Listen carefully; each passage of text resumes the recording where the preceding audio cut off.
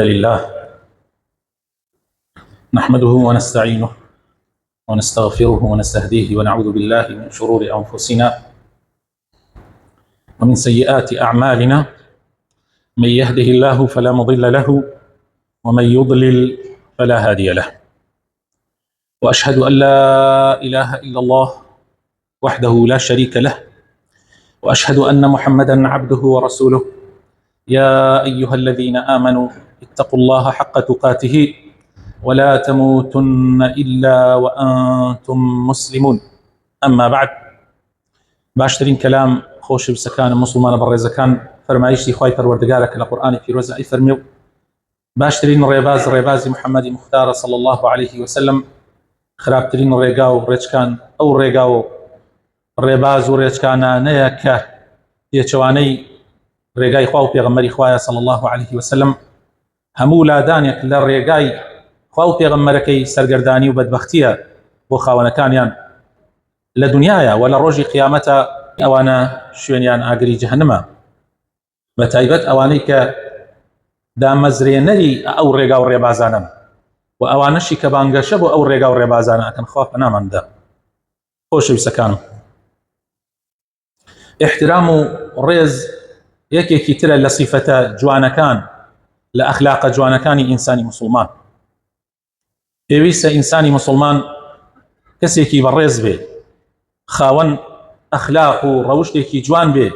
لە هەڵسوکەوتە بەرامبەر بە خەڵکی تر. ڕێزگرتن ئینسان بەرزەکاتەوە دای ناگرێ. ڕێزگرتن ئەبێتە مایەی هەموو خێرێک و خۆشی لە نێوانی مسلمانانە. دوژمنایەتی و هۆکارەکانی دوژمنایەتی و بغزوقین لە نێوانی خەڵکە نایەڵێ. عدالت و دادگەری جێگەی زوڵم و ستەم ئەگرێتەوە ئەگەر ڕێز لە یەک بگرین. ئێمە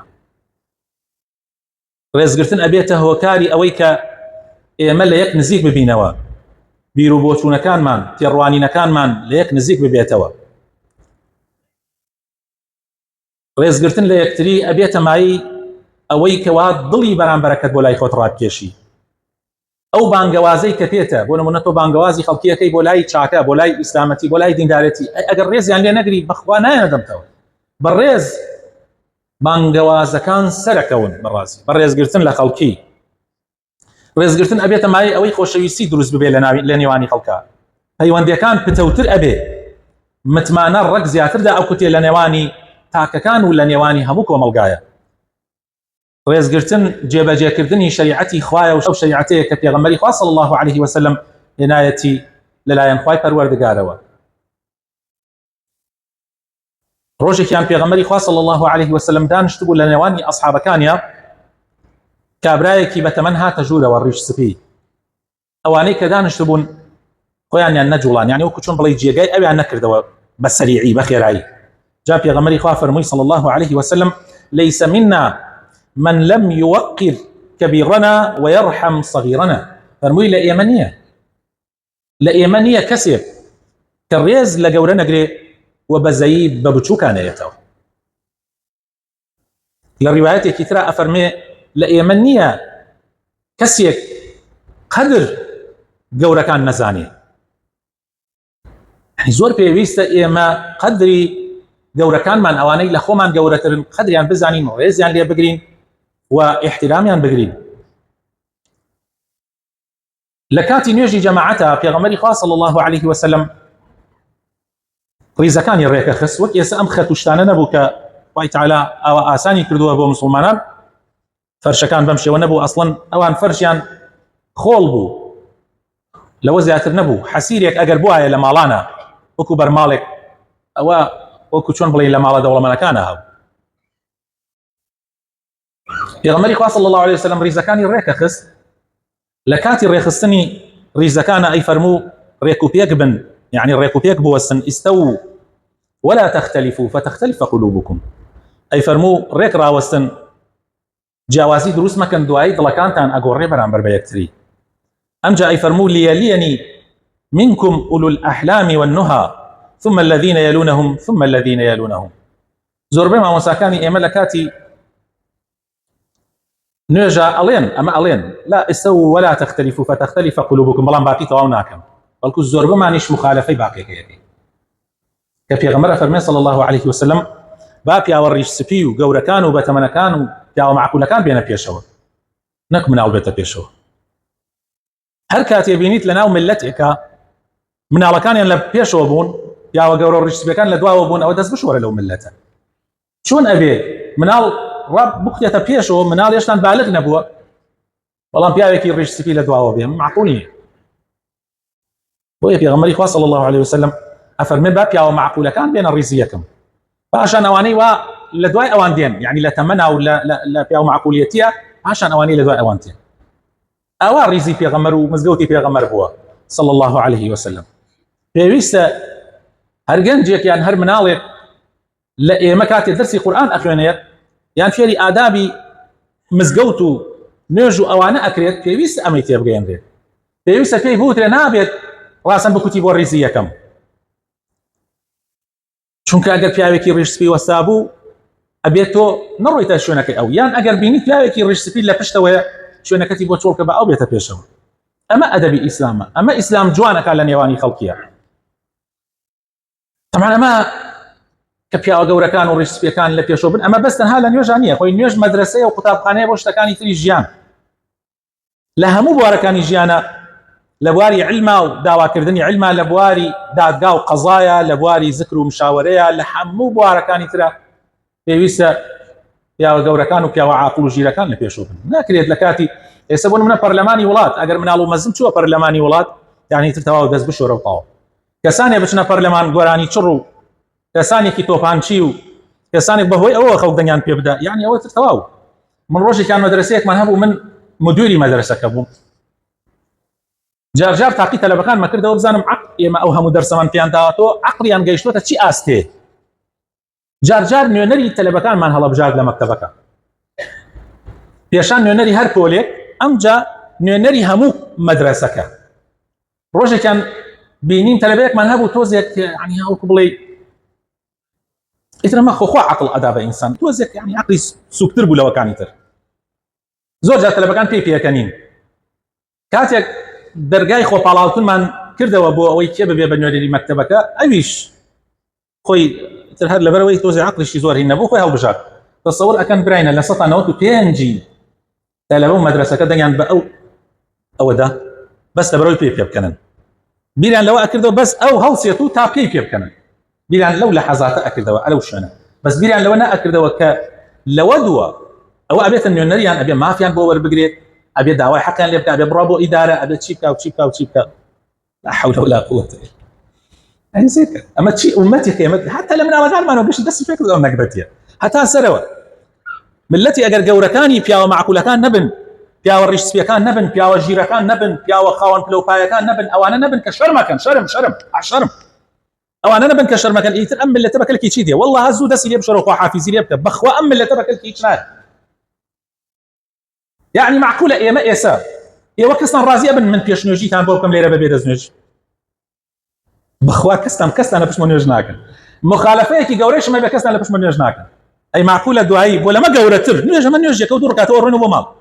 اي ولا ما جورتر همو دين ودنياتان همو ياساو جيانتان لسر امدا امزري لسر في شوايتي برلمان جيانتان بدا انا همو شتيتان موچتان همو شتيتان لي برسينه وي جورو دسلا داركانتا رايك شاني وزير كانوا محاسبه كردني لسر جندوي لسر خلافكاري محاسبه كردني رئيس الولايات لسر جندوي وخلافكاري يعني معقولة بوعوة جوي ندن يبي دزنوج بأخلاق بمهرج بهر تشتي بيها مشكلة نيكي مهم ويا ماشي مهم الدنيا كده مهم ويا كارتي كي موبايلي ده هزاري من فيها هو تباو مهم يبرا بي كانين كاتب شتا برلمان او دس لو ملته بالشورى بداخوا بيست ايما يا كم ريز الاخوا بقرين او خوايك ايما خلق ماني كردوها بيست الريزي بقرين بادبي برامبر باخوانا كاين بادبي برامبر بشريعتك كاين شريعتي خوا ما لا قوربي اياتي قران او كتابيك اخوي تعالى ناردوتي وكلامي اخويا ابي ايما الظلمانه قوربي الريزي اللي بقرين تقديري بقرين اما زور قرنقا ابي شريعتك اخويا لا من زور قوربي لا خو ما نخوش يستر به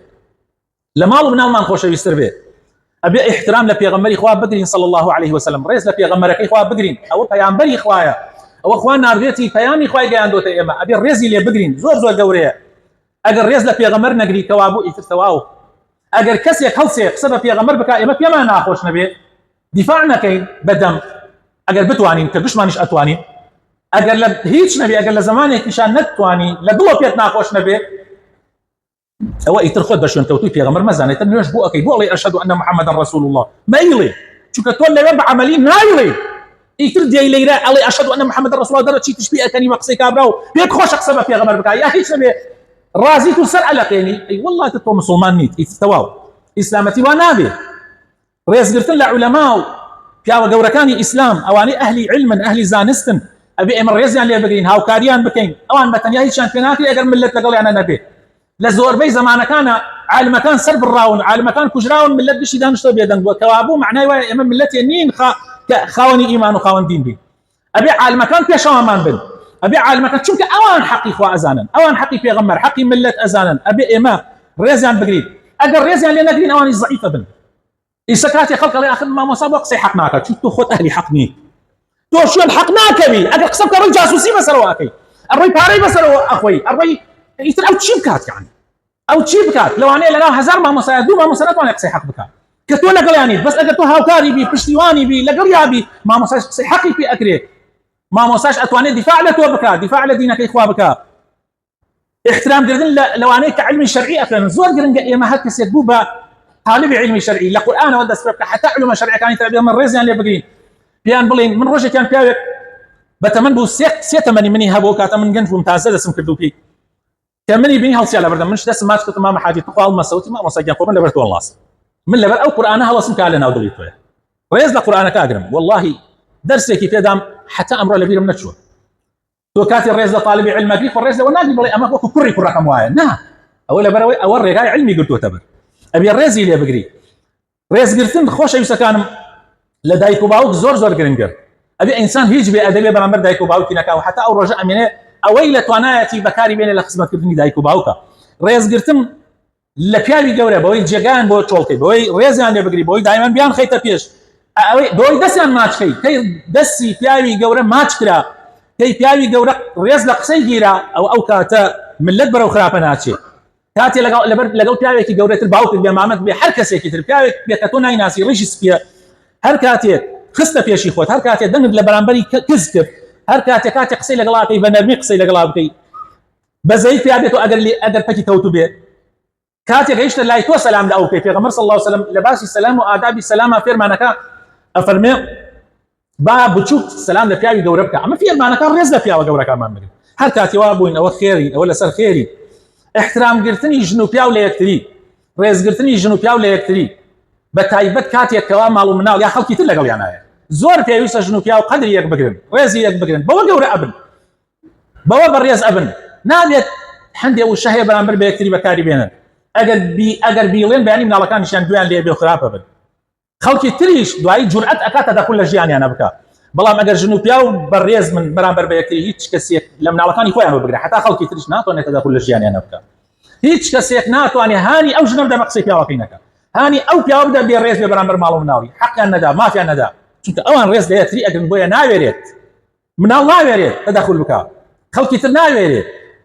زۆربەی ئەوەی کە ئێستا خەڵک ژیانی تێک چووە کە ژن بە قسەی پیاو ناکە پیاو حساب بۆ ماڵ و مناڵ خۆی ناکەوە کارەکەی ئەوەیە کە ڕێزیان لە یەکتری نەگرتووە ڕێزگرتنی دراوسێ لە دراوسێکەی هەلە بەر خاتری خوا ڕێزیان لێ بگرێت لە بچووکترین چشتەوە دانیشتوین لە ماڵە دوێنێ پێرێ مۆلی دەکە دووسێ جار ئاوە کرا و کوژایەوە یعنی اینێ کرد مناڵەکانتیان ئەوە مناڵی دراوسێکەمانە ئاواکە کە هەڵەسی عینەکەی خۆیان کرد دووسێ جار یاری بەینەکەی ئێماکە یەکێک مناڵەکان چاوێکی داوتم بۆ چی دایکیان پەر لەوەی مە قسە بکەم وتی ئەوە دراوسێ زۆر گرانە ئەی وتی ئەوە بێئەدەب وتی نا با ئەوە بکات جارێ دوو سێ چوار ئەگەر تربیەتی وەرنەگرت کە تۆ گوێت نەداکەی لەوەدا بە باوکی بڵێ کوڕەکەت ئاوایە بە ئوسلوبێکی جوان تر کێشە دروست مەکە مەڕۆ شەپاز لێ بەلە ئەو مناڵ و بەیانی کێشە دروست بێ لە بینتانە احترامی دراوسێ زۆر گرانە ئەجری دراوسێ زۆر گرانە ڕێزگرتن لە زەعیفەکان لە لاوازەکان لە هەژارەکان لەوانەی کە ئیش لە پاکەوانی ئەکەن و شارەوانی ئەکەن تێن خۆڵی بەردەم ماڵی من و تۆ پاکەکەنەوە ئەگەر ئەوان نەبن ئێمە لەژێر خۆڵ و پیسیا لە بۆگەنیە کۆڵانەکانمان کەس تااقەتی نابێت پێیا تێپەڕ بێ اگر اوانه نبن زور لجیانی امتیکه چه ریزیان لێ بگرە ئەگەر بینیانت مثلا حوض ئاویان پێ بدە هەر مۆزەفێکی تر کە دێتە دەم دەرگای ماڵت کارەبا بێ ئاو بێ هەر کەسێ ڕێزی لێ بگرە احترامی بگرە هەر کەسێک کاسب بێ کرێکار بێهێنات بۆ ئیشێک بۆ ئیشێکی خۆت زوو کرێکەی پێ بدە خواوای پێخۆشە کەوا تۆ ئەگەر کرێکارێکت هێنا پێش ئەوەی عەرەقەکەی وش ببێتەوە تۆ کرێکەی پێ بدەیت مەڕۆ مانگە دوو مانگ سێ مانگ ئیشی پێ بکە و لەوە دوا لە ئەخیرا بێژە دوای پارەکەشتان پارە نهاتووە ئەی ئیشت نەکردایە پارە نهاتووە يعني ئەمانە هەمووی زۆر گرنگە ئینسان بەزەیی بە خەڵکا بێتەوە دوێنێ من ئیشی یەکێ لە مناڵە کەڕولاڵەکان منابیسەکانمان برد دائیرەیەک لە سلێمانی کەسیانیشم ناناسی دائیرەش گشتی خەریک و بایکۆتیان نەکرد مدیری دائیرەکە مدیری گشتی ئەو دائیرەی ئەو کەم ئەندامان و ئەوانە بوو لەوێ وەستا بوو کە من ڕۆیشت مەژوورەتی مامۆستاگیان فەرمووت و زۆر ڕێزی کرد يعني خوا هەڵناگرێت يعني إلى دەرەجەیە کە من خۆم شەرم مەکرد وتی چیتان هەیە وتم میشە يعني باوەڕ مەکە لەبەر ئەوەی ئەو مناڵە حەقی نەفەوتێ لەبەر ئەوەی ئەو مناڵە مافی نەفەوتێ ئەم پیاوە لە جیاتی هەموو مۆزەفەکان ئیشەکەی بۆ من جێبەجێ کردووە لە جیاتی هەموو مۆزەفەکان يعني هەمووی کەس يعني زۆربەیان نەهاتبوون دائیرەکان زاتیە نهاتبوو واریدە نەهاتوو صادرە واریدە يعني نهاتوو ئەم پیاوە هەڵساوە دانە خۆی توانی بیوتایە کاکە کەس لێرە نییە بڕۆ حافز با مانگێک موچەی بفۆتی کێشە نییە بەس ئەو بیر لە مناڵەکانی خۆی کاتەوە موچەی مناڵەکەی خۆی بیری لێ کاتەوە موچەی خۆی بیری لێ کاتەوە ئەو کاتە بیری لە خەڵکی تریشە کاتەوە ئینسان بێ بەڕێز بێ بەرامبەر بە خەڵک احترام زۆر خۆشە مسلمان ئەبێ احترام لە مسلمان بگری هەم كل غير دين كل غير مسلمان باحترام بقري خويت على القرآن في روزة أفرمي خوا قد غتها لنا كان ريز بقري لو كافراني كوازر يعني مسلمان أمنية اتتشجع لمسلمان اللهم داخل أمانة امروها مي كم بوتوا بالراسي يا غمري خوش عثمان صلى الله عليه وسلم هيك عائشة بما نقرأ آخر عائشة خيزاني في غمر أفرمي هيك كسيك من نبي وكو فاطمة كشي في غمر وكو في غمري خوابي للروش للريح كردني على أخلاقها هذه كاتي فاطمة باتايته فاطمة من علي عمري بيصال كاتي باتايته بمال أم في غمر مزنة هل أصلا بردمي ناو تشاواني ماش أكل أي خست شو أنا كيفوي بس بيت كانوا الشرم كي لخواني تري أما بران بركتشو من على كان ما نشون هي حسابك شنع كابرايك خلقي أو كفرية يسقراته ولا إخوائي تخوي وخوي لو رجوك شكل شوي كردو نازع متي بيس بين صفحات شكاتي بوتيتي تنابي بيت أمار يا رب ضلي أولواني لاشتيك بدلي أينا كردو بيت المهم نا يا غمرش آواه أمش في أنا حاجي يعني على أساس شو بمالك إخوة أمش في غمر حول ولا قوة لو كرم اخوي بالرجال الرحمن تبقى هدايه من ده لو انا من بيجرك الرئيس لخوا ولا في غمركي ولا باوك دايك ولا زانياني اسلام ولا همو مسلمان اجرن يا ربي اخوي الرحمن تبقى هدايه من بدي شفاي نخوش كان من بدي بتايبت او نخوشاني كدواي دعاء خير يعني كذي يا ربي رحم بجنج كان من بكي يا ربي هدايه يعني بدي هاو سري باك وجوان بنصيب يعني بكي يا ربي اخويا هندي جن شيء حزكا دوايش يعني لما كردو كواد دعاء بوكن يا ربي اخويا سكوتيان كي لجيانا شيء باش بنصيب يعني بكي هاو سري باش يعني بنصيب بكي يا رب العالمين يا ربي اخويا مالونا ما صالح بكي يا ربي اخويا رحمه دايك وباوك من بكي يا ربي اخويا بخاتنا وجوانا كان ياخذ براكان وخشكان من هدايات بدي دوري ان خيت ولا خرافه كاري يا ربي اخويا بخاتنا وجوانا كان ياخذ ام كردستان لهم والله مصيبتك بدور بقري كان بدساني دائما كسي باشو كسيك بن كسيلك بن كوادس بدز نوج بن كوار والاخوا بن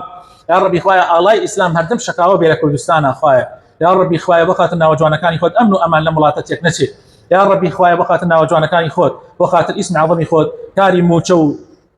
هاتني موچش بو خلقي آسان بك يا رب العالمين هل كسي الرياقرة خوايا لويك موچنيت وآوابا خلق أكا يا ربي خوت أزاني تشفيك يا ربي خوايا استا 6 مليون خلق لم كردستانا هموي تشاوروانا حتى كاس مكاني بازارش كموچي يعني هموي تشاوراني ام موچي بيتا قرزكي بدريتو تا ايشكي بكيتر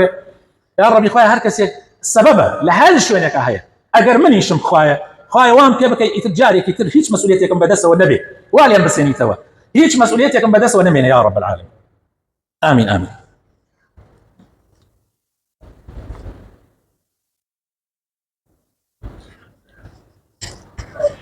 آمين آمين الحمد لله رب العالمين والصلاة والسلام على رسول الله الأمين وعلى آله وصحابته أجمعين يا أيها الذين آمنوا اتقوا الله ولتنظر نفس ما قدمت لغد واتقوا الله إن الله خبير بما تعملون برعاسي كان ابن عباس آموزای پێغەمبەرە و مفسری قورآنە لە سەردەمی سەحابەیە و یەکێک بۆ لە عالمە گەورەکانی ئیسلام و خۆی تەلەبەی پێغەمبەر بووە صلی الله عليه وسلم ئەفەرمێ کاتێ زەیدی کوڕی ثابت کە ئەویش سەحابەیەکی پێغەمبەرە صلی الله عليه وسلم و عالمە لە بواری بەتایبەتی لە بواری فەرائیضا کاتی ئەوی بینی ئەو پیاوێکی فەقیرە بەڵام ئەمیش ئامۆزای پێغەمبەرە و ئەو عالمە گەورەیە هەڵسا ڕەشمەی حوشتەکەی بۆ گرت ئەویش وتی ئەی چیەکەی بیکە خاتری خوا ئامۆزای پێغەمبەری خوا صلی الله عليه وسلم فەرمووی ئاوا ئەمرمان پێ کراوە ڕێز لە عولەماکانمان بکرێ ئێمە ئاوا فێر کراوین کە ڕێز لە عولەماکانمان بگری. ئیمامی شافعی ڕۆژێکیان لە پاش وەفاتی ئیمامی ئەبوو حەنیفە، خۆشەویستەکان ئیمامی شافعی لە ساڵ 150 کۆچی لەدایک بووە، ئیمامی ئەبوو حەنیفە لە ساڵ 150 وەفاتی کردووە،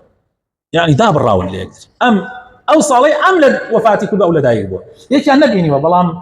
عولەما ئاوا ڕێز لە یەکتر یەکرن حتا لە پاش مردنیشان. ئەفەرمێ چوو ئەو مزگەوتەی کە ئێستا لە بەغا پێی ئەوترێ مزگەوتی ئیمام عەظەم. ئیمام عەظەم یعنی ئیمامی ئەبوو حەنیفە، ئیمامە گەورەکە کە ئەمڕۆ گەورە نەماوە لە ناو مسلمانانە بەداخەوە. عەظەمیە گەڕەکێکە لە بەغدا ئەو بەناو ئەو مزگەوتەوە نامرا، مزگەوتی ئیمام عەظەم. ئیمامی شافعی دیێت نوێژی بەیانیان لەوێ ئەکا بۆ مسلمانان. لە مەذهب ئیمامی شافعیە لە نوێژی بەیانیانە لە ڕکان دووەمە سنەتە قنوتی بەیانیان بخوێنرێ لە لای ئەو و بڕێ بەڵگەی خۆی هەیە. بەڵام لە مەذهب ئیمامی ئەبوو حەنیفەیە ئەو قنوتە لە کاتی حاڵەتە ناخۆشەکانە بێ سنەت نییە. ئیمامی ئەبوو حەنیفە ئیمامی شافعی کە بەرنوێژی ئەکات ئەیخەنە پێش نوێژی طبعا هەموو خەڵک وەتەما ئێستا قنوت بخوێنێ، يعني وەکو چۆن ئەو سنەتە لای وابێ، سنەتە مەسەلەیەک فەرز نییە، سنەتێکە. ئیمامی شافعی هنداق قنوتی بەیانی ناخوێنێ، قنوتی بەیانی ناخوێنێ و بسم اللهش بەدەنگی بەرز ناخوێنێ، کە لای ئیمامی شافعی بسم الله خوێندن بەدەنگی بەرز سنەتە، بەڵام بەدەنگی بەرز ناخوێنێ. لەوەدا پێڵێن باشە چۆن تو ئاوات کرد، ئێمە دڵمان خۆش بوو بڕێ تەلەبەی ئیمامی شافعی لەوەیە دیارە منافەسەی بینی تەلەبە هەیە، تۆ ئیمام زانیسە تۆ پێشنوێژی بکەی بسم الله بەدەنگی بەرز خوێنیت و قنوتی بەیانیان خوێنیت تا ئەوان بزانن ئەمە سنەتە. فەرمووی من شەرم لەو پیاوە ئەکەم، خاوەنی ئەو قەبرە، من شەرم لەو ئەکەم، من هاتوومەتە ئەو مزگەوتە کە ئەو تایە دەرسی داوەتەوە کە قەبری ئەوی تایە، ئەو پیاوە ڕەئی وایە کە وا نەبێ، بۆیە منیش ئەمە سنەتێکە لای من لەبەر خاتری ڕێزی ئەو پیاوە نەم، لە دوای مردنی ڕێزی لێ ئەگرێ، ڕێز لە مەقامەکەی ئەگرێ. ئاوایە بەڕێزان، ئەمە زانایانی ئیسلام، زانایانی ئیسلام ئاوا بوون، هەر شتێکی ترتان بینی خلاف ئەمە لە ئیسلامان یە نازانم بە غەیری ئیسلامە.